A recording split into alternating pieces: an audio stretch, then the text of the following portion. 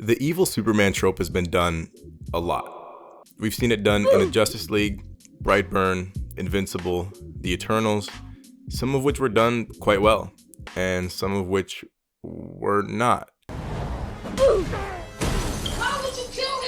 But no matter how many times I see this trope, nothing comes remotely close to Anthony Starr's Homelander. From his introduction in the first episode, we're immediately presented with one of his most defining character traits. My dude is a psychopath. Simple as that. With no backstory, we're shown within seconds just about everything we need to know about who he is. He's a bootleg Superman with an absolutely abysmal costume. What the fuck is that? What the fuck? Also, the man has major psychopathic tendencies. The Merriam-Webster dictionary describes a psychopath as a person having an egocentric and antisocial personality marked by a lack of remorse for one's actions, an absence of empathy for others, and often criminal tendencies. Now, back to his introduction.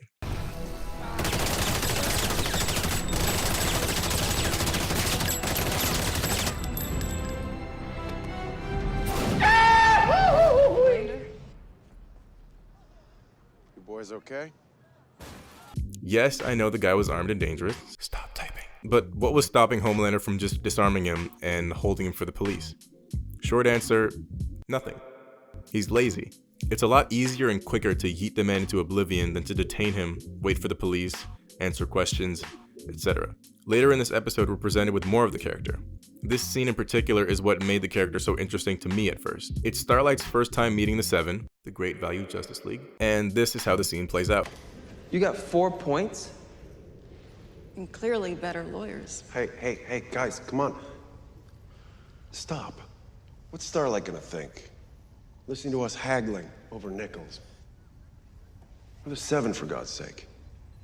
Whether we're out there or we're in here. Now, what I do want to hear is who you saved this week. Huh?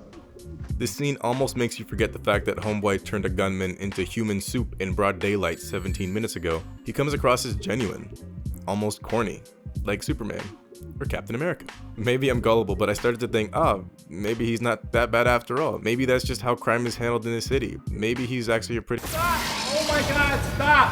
What are you doing? Stop! Throughout the rest of the series, we're presented with more and more about him.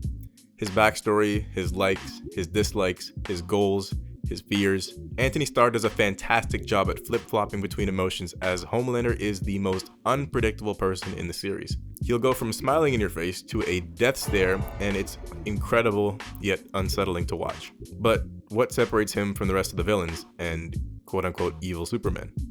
Well, for me, it's just how fragile of a man he really is. In contrast to being the most powerful character on the planet, he's easily the most mentally unstable character in the show. Someone wielding this much power should probably be a little bit more mentally stable. You know the saying, with great power comes great responsibility.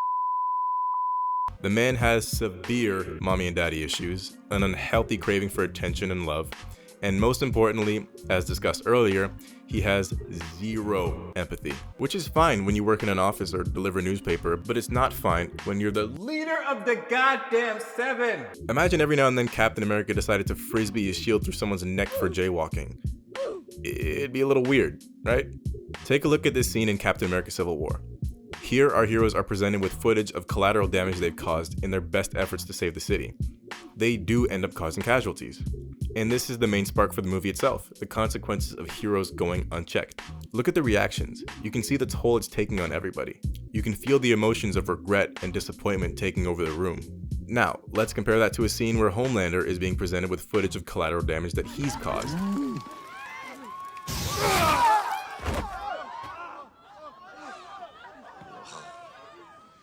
Terrific.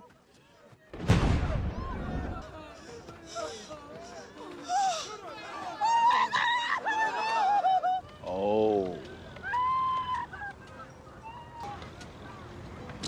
So what, they're all starving, but one of them's got a fucking cell phone? He doesn't care at all.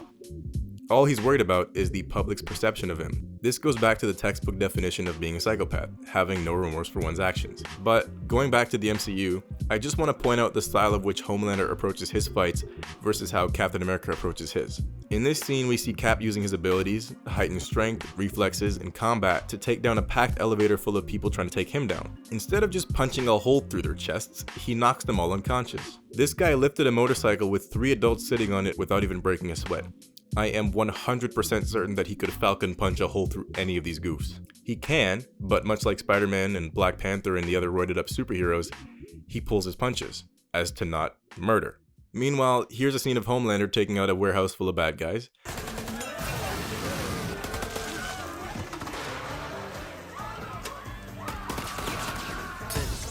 See you. Next guy. Bop, bop. See you. Next guy. Here we go. Yeah. See you. Next one. Here we go. Not only does he refuse to knock anyone out, he doesn't even lift a finger. He just stares at everyone with his spicy eyes until they stop existing. And he fucking enjoys it. When that kind of power goes unchecked for long enough, you're bound to develop an ego. And Homelander's ego makes Kanye look like Mother Teresa. He's physically stronger and potentially faster than anyone on the planet, so naturally he sees himself above everybody else. He views himself as a god, when in reality he's just a science experiment. The ironic part is, the same people that he constantly looks down on are the same people that he craves attention and admiration from. The same people he fantasizes about brutally murdering are the same ones that he needs to love him or he starts to crack. He's also just an asshole. Happy birthday, Homelander. Thank you. I can see your girdle, you disgusting fat fuck. Get off the fucking stage. The way he disrespects literally anyone he encounters is fucking hilarious. He's not always violent. Sometimes he's just a dick. On top of being a villain, he's also just a bully, which makes the character all the more interesting to me. Take Thanos for example. Despite wanting to eliminate half of all life, he was pretty respectful with his opponents. He believed what he was doing was right, and those standing in his way just didn't agree with him. It was almost civil in a way that he handled things.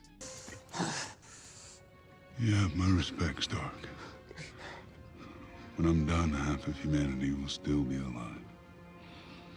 Compared to Homelander, who just roasts people for absolutely no reason. This must be some kind of a joke. Ashley. What made you think I would ever allow a cripple into the 7, for fuck's sakes? Why would you say that?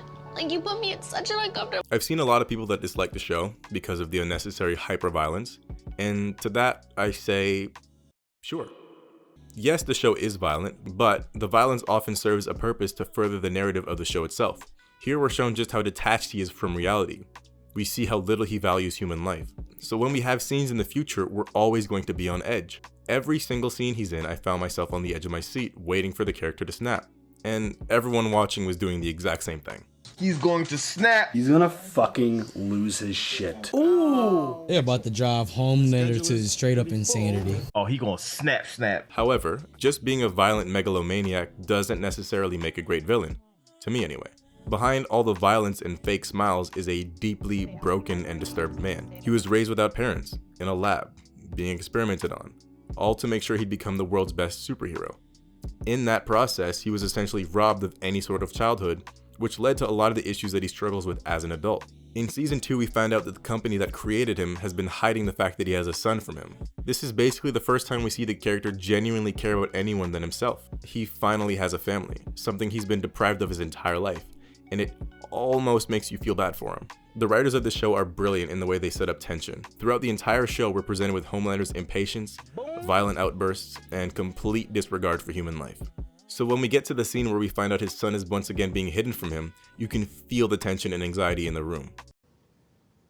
What's going on? Do you have the boy?